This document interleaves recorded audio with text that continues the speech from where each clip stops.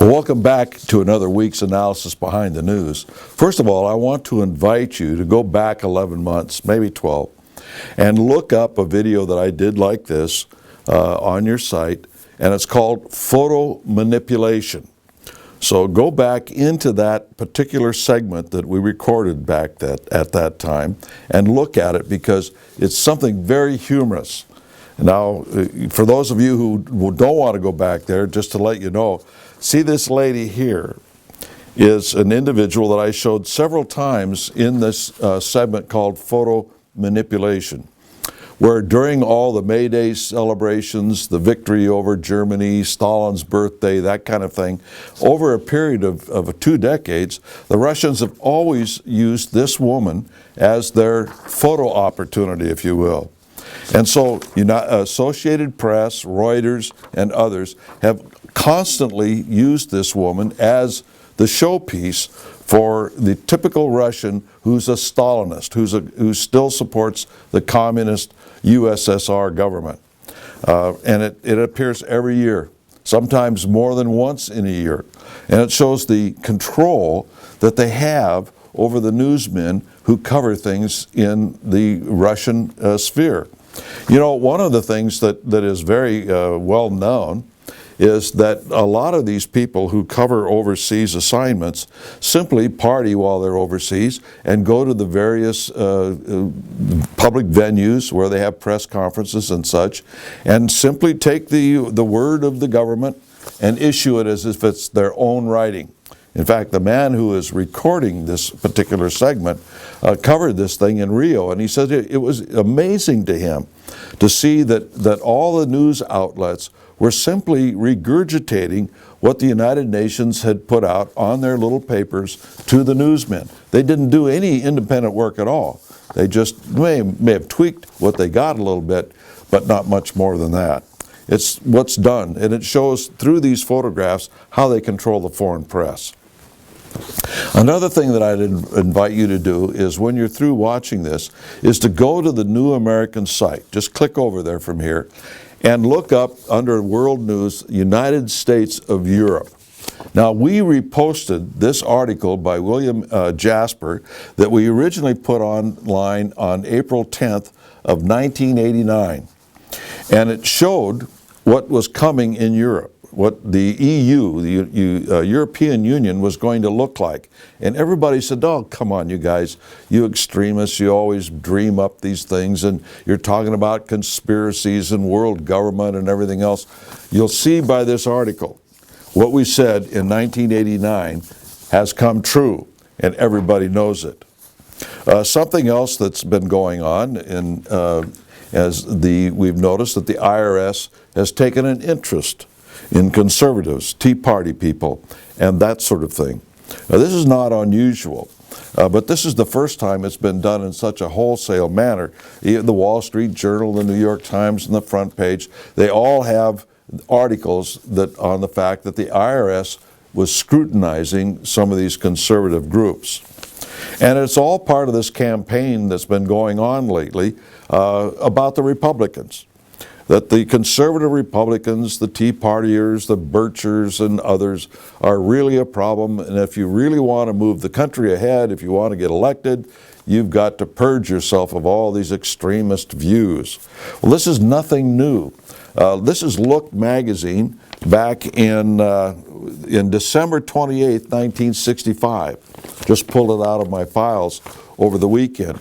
And the headline says, GOP attacks the John Birch Society. And in here, see if this doesn't sound familiar to you. To survive, extremism must go, meaning of the Republican Party. Liberals must convince the party that victory lies in capturing the big city vote. The only difference between the so-called Republican dilemma, as they put it here, and today is the use of the words. They would never use the words liberal today, must convince the party. Today they say conservatives must convince the party that victory lies in capturing not the big city vote, but minorities, Hispanics, immigrants, gay, so on and so forth. It's the only language that's different, but the idea remains the same. Attack the Birchers or anybody that sounds like Birchers so that you can get elected, so that you as a party will become the majority party. Oh, forget about principle, forget about the Constitution, just figure out what it takes to get elected. Now, if you're going to lie to the American people, how can you tell the truth once you're in office? How can you do the truth once you're in office? If you don't stand up for principle when you campaign, when you put together a political organization, how can you think that you're going to be able to do it later on if you didn't build your constituency on the truth, on principle, and on the Constitution? This has been going on for a long time, ever since the John Birch Society came along. We don't get involved as an organization in politics. Our members do. Our influence transcends the whole sphere of politics. They don't like us around because we always stick to the truth. We always stick to principle. They don't like it. It interrupts their march towards a new world order and socialism. One of the things, too, that we've talked about lately on these podcasts is the fact that there's a convergence that's going on between Russia and the United States in the world of terrorism. And that sort of thing, that they're using the recent bombing in Boston as an excuse to get closer with Russian and U.S. intelligence services in order to stop terrorism. We've talked about the fact that the Russians now fly over our military bases to check on our military preparedness as a means to install peace in the world. At the same time, however, Russian planes are flying close to our defenses in Northern California, Guam, Alaska, etc., to test our response, just like they did with Sweden a couple of weeks ago. Now we discover that Obama has been asking some very interesting requests of the Defense Department. Vice Admiral James Searing, director of the Pentagon's Missile Defense Agency, disclosed during a congressional hearing Wednesday that the Obama administration has asked him about sharing sensitive missile defense data with Russia during talks over the past several years aimed at reaching a missile defense cooperation agreement. We're just so happy to tell the world all about our military preparedness and work together towards peace. The only problem is, would any of this work with Hitler? Would any of this work with Mussolini? Would any of this work with Tojo in Japan? Of course not. Why do we think that evil men will sit down at a table and do anything but connive on how to get our throats and start choking the life out of us? I don't get it. I get why they're doing it, and I get why some of the people in our government are doing it.